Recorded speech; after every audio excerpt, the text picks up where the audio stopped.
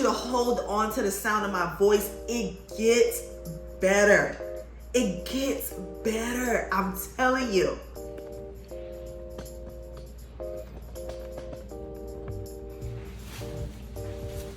Hey y'all, welcome and welcome back to my channel. My name is Chanel B. If you are new here, welcome. And if you're a returning subscriber, welcome back, baby. Okay, y'all, so I didn't see y'all last Sunday, so I wanted to make sure that I had something good for you guys. So I have my computer here because I am gonna be giving some notes. So I suggest you make sure you take some notes. This is gonna be the Late Bloomers series. Now, the reason that I call it the Late Bloomers series, not necessarily because we are considered late bloomers in our 30s when we want to glow up, we want to change our lives, we want to do new things. Kind of what social media and the world has us believing, that if you start your life or if you start something new or you want to embark on this new glow up journey, you should have glowed up in your 20s, your early 20s, and by your 30s, you should be a full out millionaire and you should have your life all together. But let me just tell you something. It is so much beauty in glowing up later on in life. If I don't know nothing else, honey, I know about dust yourself off, try again, dust yourself off, try again. That has been the story of my life from 20 up until like, as of recent, like 33, 34. I really want you to know what I did to take myself from this struggling young woman to this woman who fully knows who she is, know exactly where she's going. Let's just dive right on in. When I was young, I had a lot of influences around me, whether that be family, parents, friends, teachers from my, grade school, church, social media. I really didn't know who I was as a young lady, especially I'll say around 16, 17. I am the oldest of two sisters, and my mom was what you consider a single parent.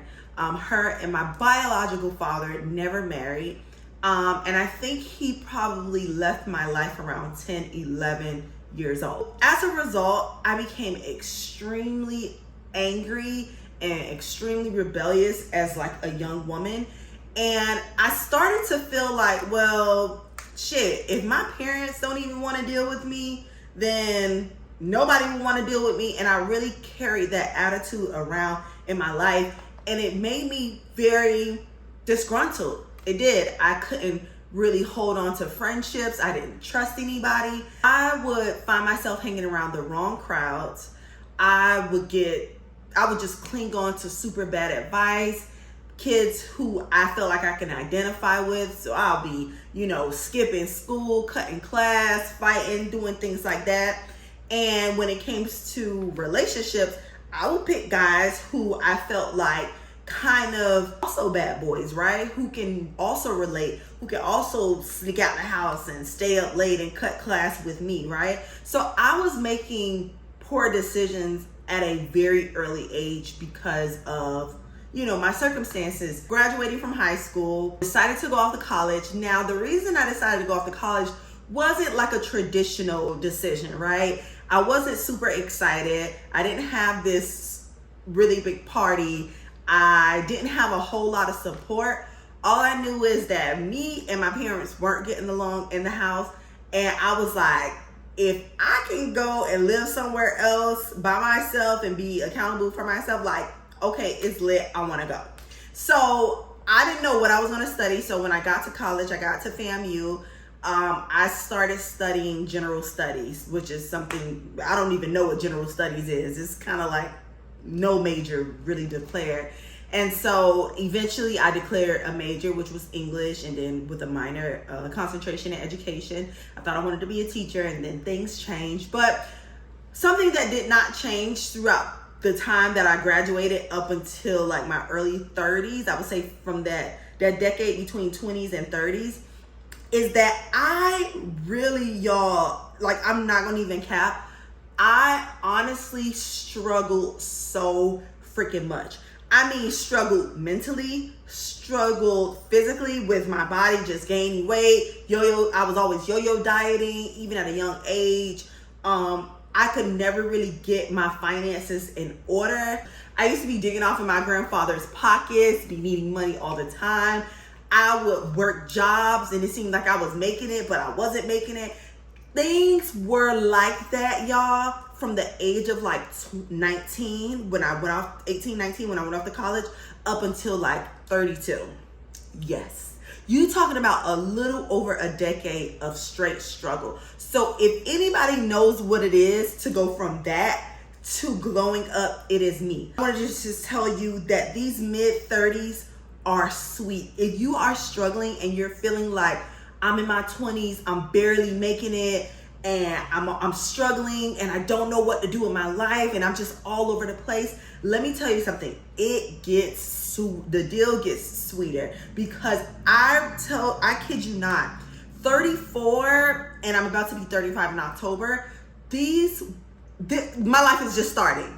Like, that is the best way I can really describe it. My life is just now getting started. So I want to give you some tips, some tricks, and some mindset shifts that has really got me to the point where I've gotten out of that funk of what am I doing with my life to a whole glow up journey right before me and my family and my friends' eyes. So I really want you to glow up. I really want you to stop delaying your glow up, because I know that you're delaying the glow up because you are afraid, but fear not.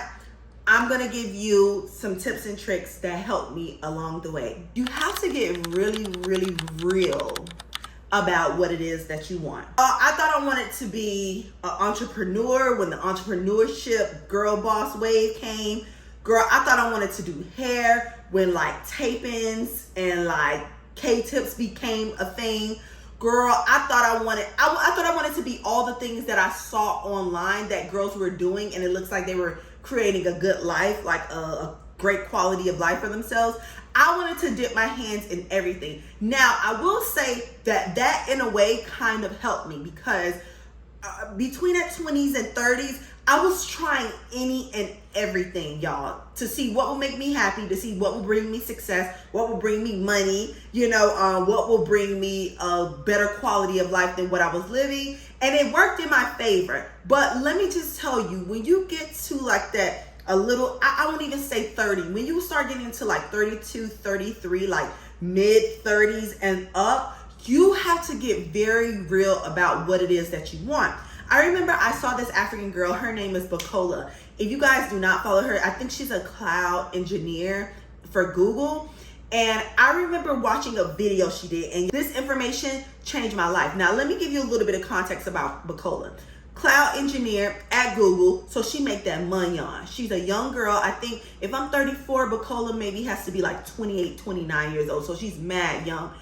Her parents are straight from Africa. And if you know anything about the African traditional family, they don't play when it comes to education. A dentist, a doctor, a surgeon, a lawyer, like you need to have these household type titles behind your name when you are growing up in like the African culture. She did this video and she was talking about, I don't know if the video was about how she glowed up or about tips and tricks to success. I think it was like tips and tricks on how to gain success.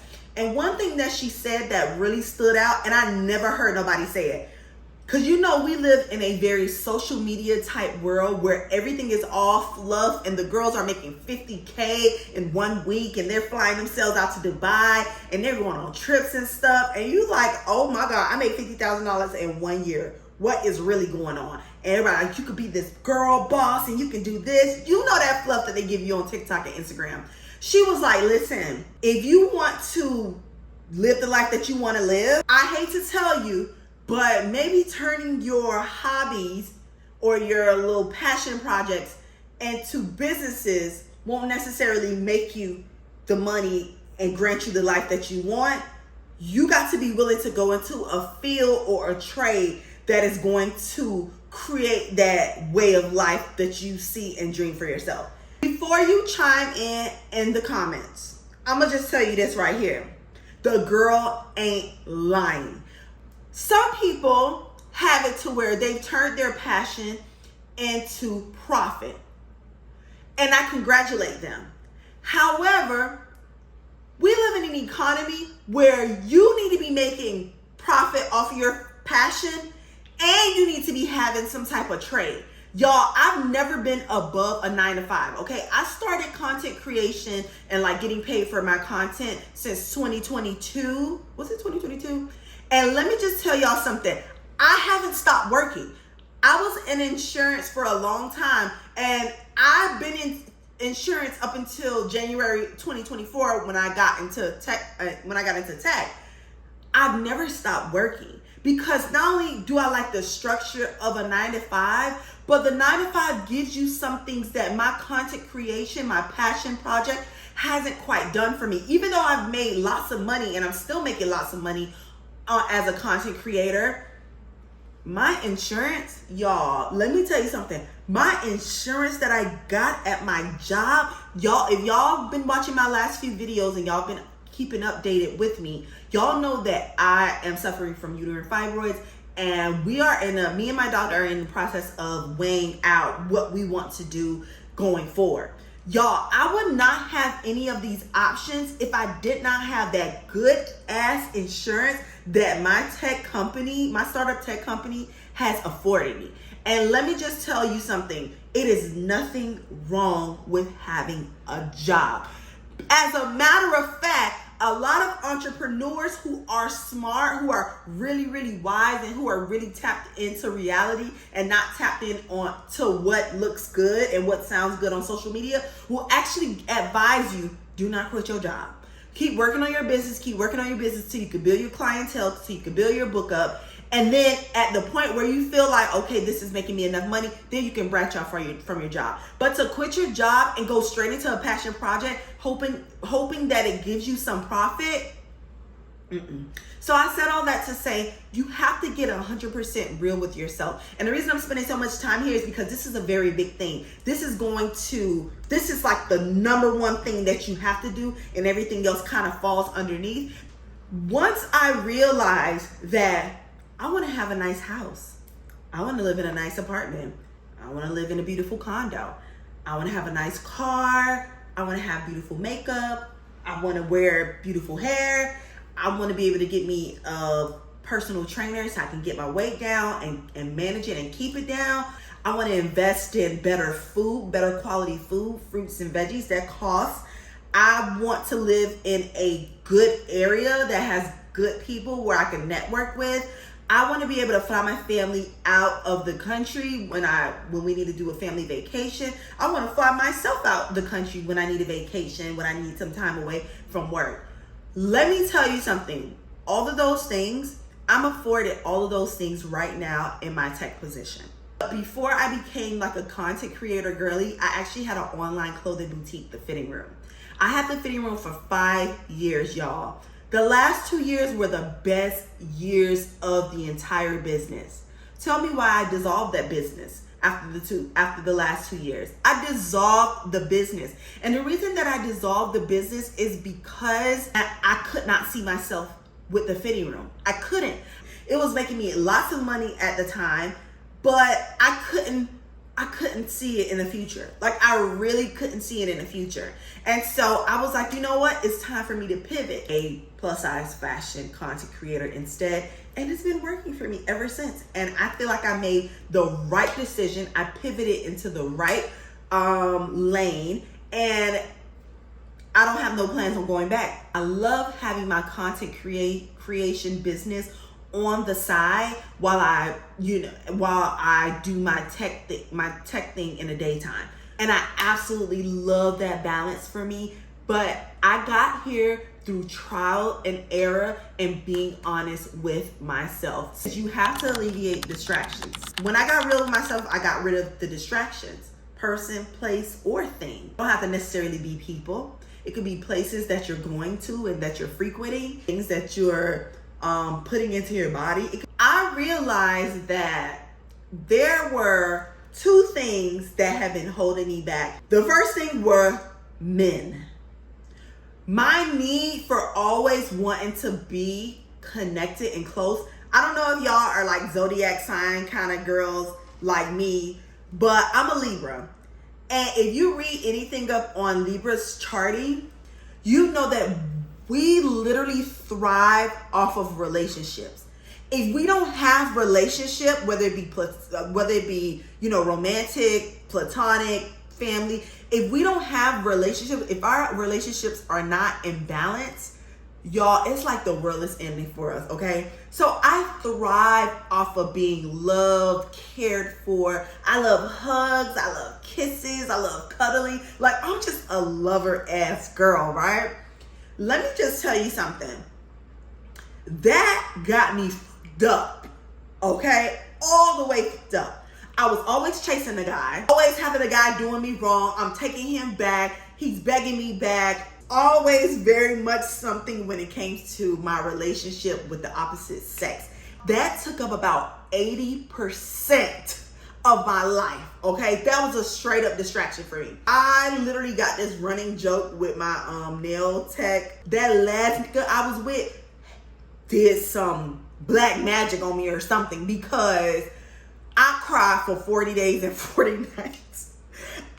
The running joke is that I cried for 40 days and 40 nights, and I can laugh about it now, but at the time, that shit was painful. I literally felt like somebody had went inside of my chest, took my heart, and like crumbled it and took it out my chest. I couldn't breathe most days. I wasn't eating. I just wasn't myself. My mama thought she had to check me into like some type of mental hospital. That's how down bad I was after this relationship. And so that takes up a lot of time. You understand what I'm saying? You got a relationship that's on again, off again for 2-3 years. Then you got to recover from them breakups. That take a couple months.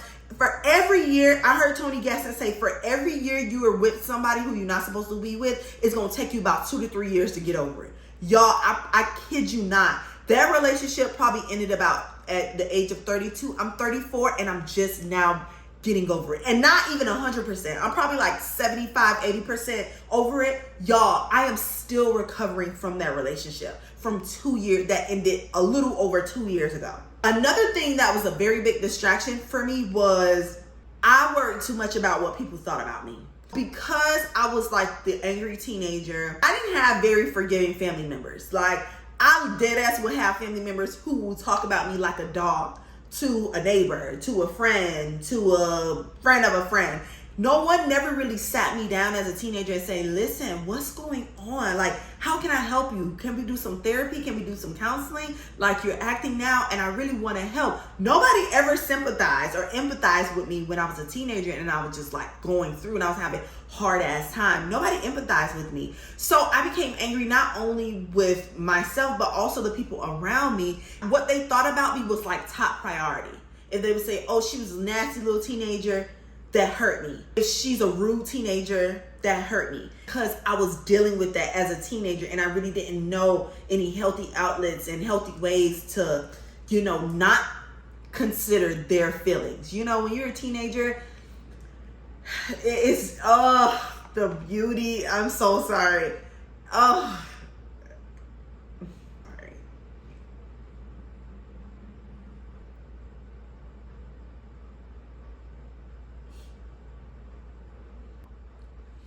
I was so hard on myself and everybody around me was so hard on me. I felt like the walls were closing in on me. And what people thought of me took precedence over what I thought about me. And now I sit here and I'm just like, I don't care about none of that. The people who I care so much about what they thought about me, y'all, I barely even follow those people online. If they don't call, I don't call. If I'm not invited, I don't ask. When I tell you I've become such a woman, like not even in a nasty, negative way, like I don't care. Like like in a, I'm liberated. I'm free. Like, if you don't like me, I'm so sorry you feel that way. Oh my gosh, I'm so sorry you feel that way. And then I'm going to go about my business. I'm not going to sleep on it. I'm not going to dwell on it. I'm not going to think about it. Y'all, I literally go to the bed good every night. It's so bad sometimes when I go lock my door, make sure my doors are locked. I always say, thank you, Jesus. I look around my house, my apartment, and I'm like, thank you, Jesus. Like, this is all mine. This is all us, God.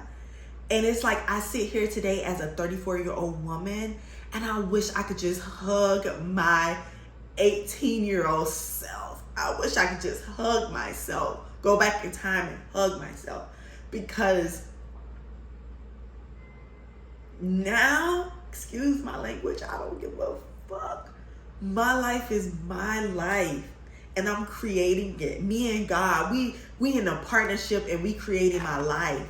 And I don't care what people are saying about me. I could care less. Keep talking, keep talking.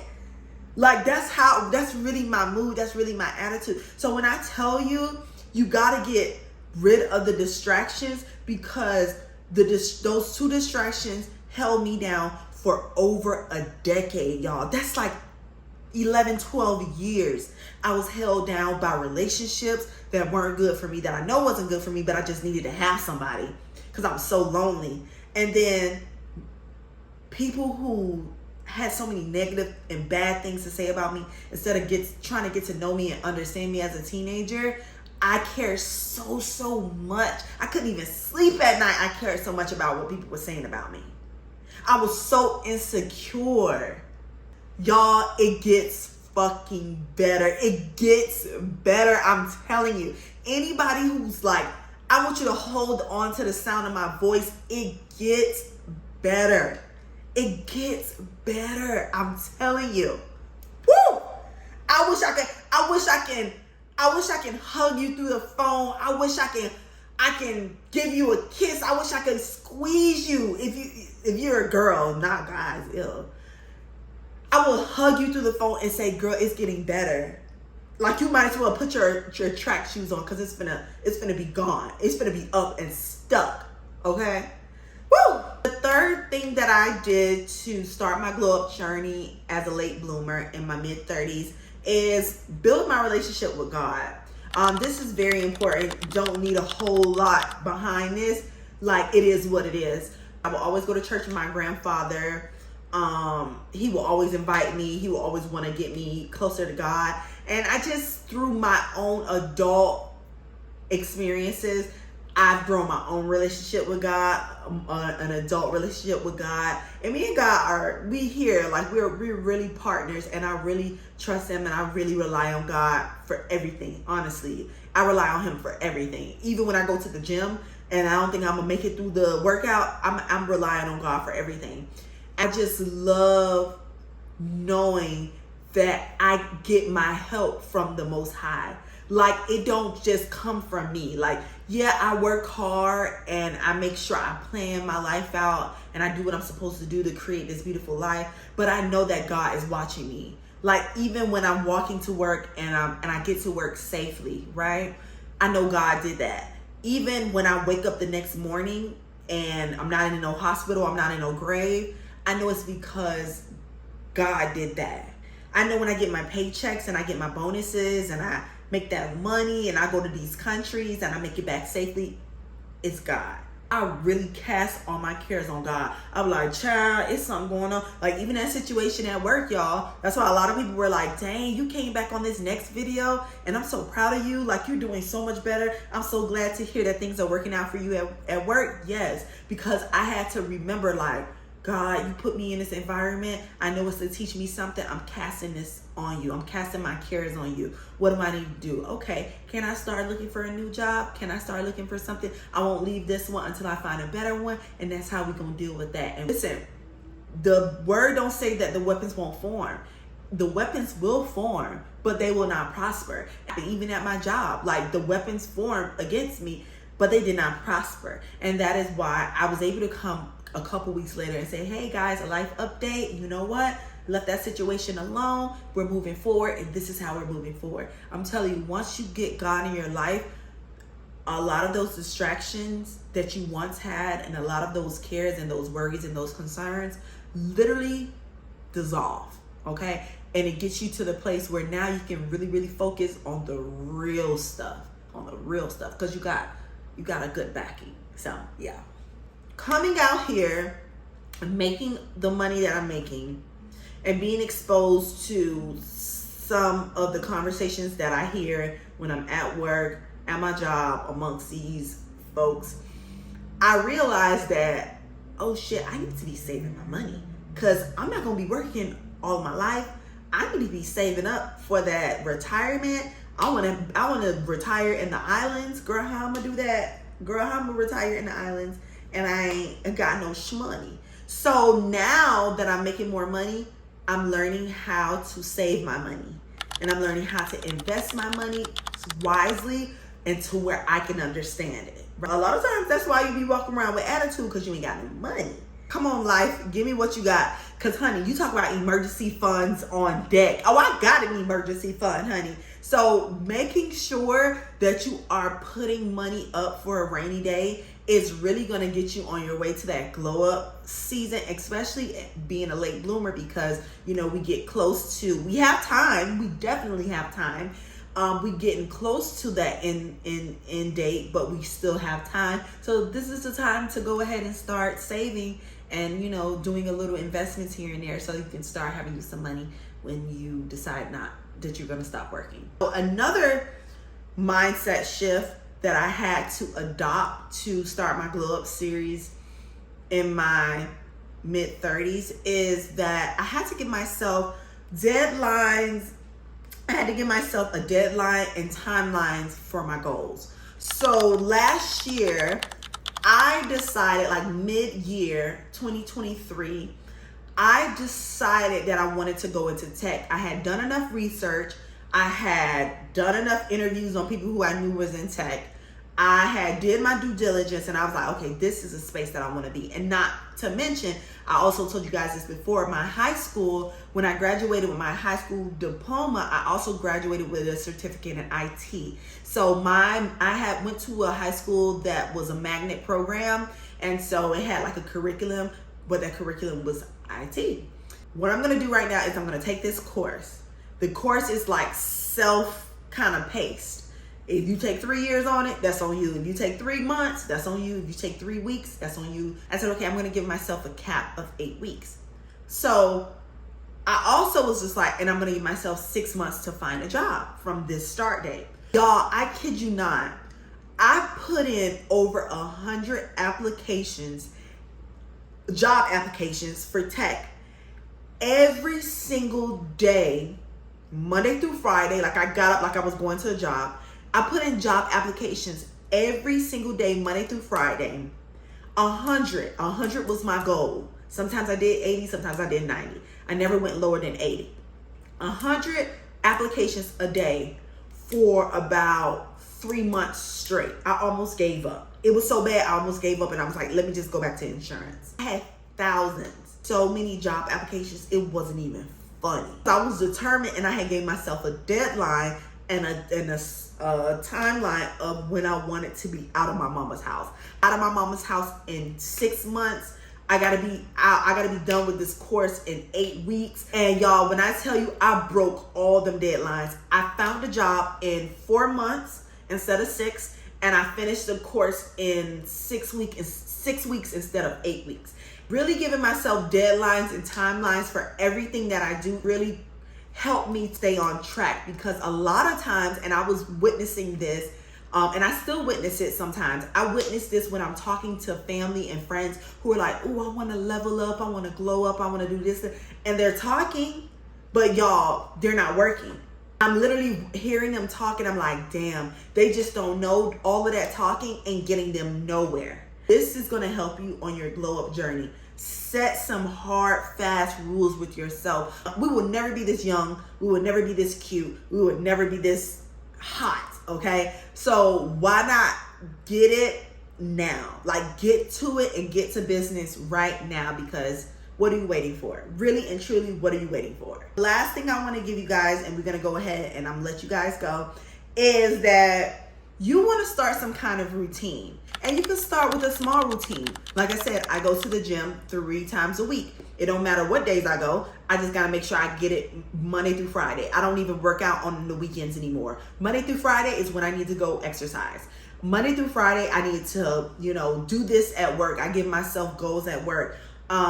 I need to make up my bed in the morning, at least Monday through Friday. On the weekend, maybe I could be a little bed potato. But on a weekday, no, we getting up, we making this bed as soon as you come back home from the gym. Like creating these small little routines, you won't even know. It is literally going to change your entire life. Habits create discipline, and discipline creates a badass woman with a whole lot of opportunities coming her way.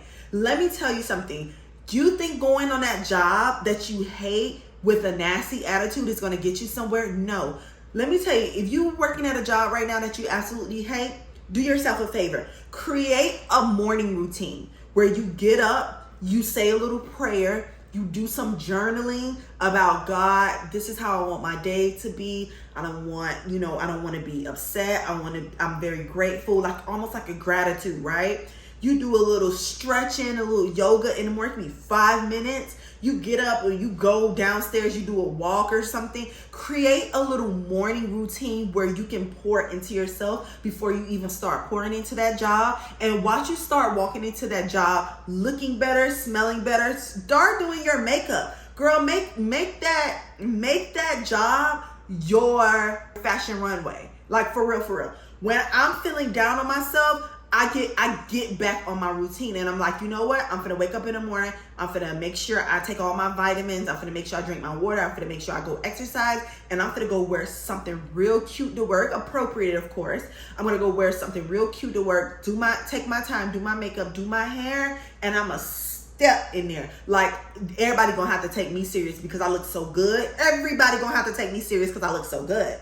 And you can do that while you're looking for another job. Be decent, be polite, speak when spoken to, keep it short, keep it brief, be cute always, look your best. And let me tell you, after work, putting in your job applications for something better. Taking some courses so that you can get a better job, get into a new field. And let me just tell you, creating those routines, it's gonna feel like I used to tell my homegirl about journaling. And I would tell her about journaling, and she was like, oh girl, I'd be so mad I can't even sit down and write. It just takes too long. She was really dissing journaling, like for real, dissing it hard. Like, I ain't gonna do this stupid shit. Let me tell you something. Times got really hard with her after she kind of delivered and gave birth. I guess, some women do go through this, like postpartum. Y'all, she really was feeling down and out. Girl, why she started journaling and was like, it changed my entire life. Look, that's just one little thing, a part of your routine. Have your vitamins. I'm telling you, that make your bed situation is no joke. Like, you literally feel put together, and when you done had a long day at work, you see your nice bed, girl, it don't matter what else going in your room, it make the whole room look good. So I'm telling you right now, like, creating a routine, like I said, will create some discipline in you. And the discipline is literally going to create a badass baddie of a woman who you're going to be seeing opportunities going to be flying out the sky out of nowhere. Out of nowhere, y'all. When you give God time, opportunities going to be flying out of nowhere. I'm telling you what I know. So guys, I hope that this video, I know it was probably a little long, but I hope that this video you were able to take something from it. I'm going to be doing a little more on this, late bloomers series, because that's what they call us. You guys are here for the long haul because I want to also start back the Living Alone series. And y'all, we about to get ready to go inside of the living room and start fixing up the living room. So if you haven't watched the video on my bedroom, because I'm going to add some more bedroom stuff, please make sure you do that. Any of my videos, make sure you leave a nice comment. Be nice in the comments. I don't want to have to block you. I don't want to have to cut you out. But if this video is something that you really enjoy and it really helped you, please let me know down in the comments, because I like to hear from y'all so that I know if I'm going in the right direction, if I'm not going in the right direction. Y'all are really the people who help me kind of come up with the topic. So I am so excited to be back with another video. Give it a thumbs up. Make sure you subscribe. And guess what? I'm going to see y'all again on next Sunday. Thank you so much, and bye.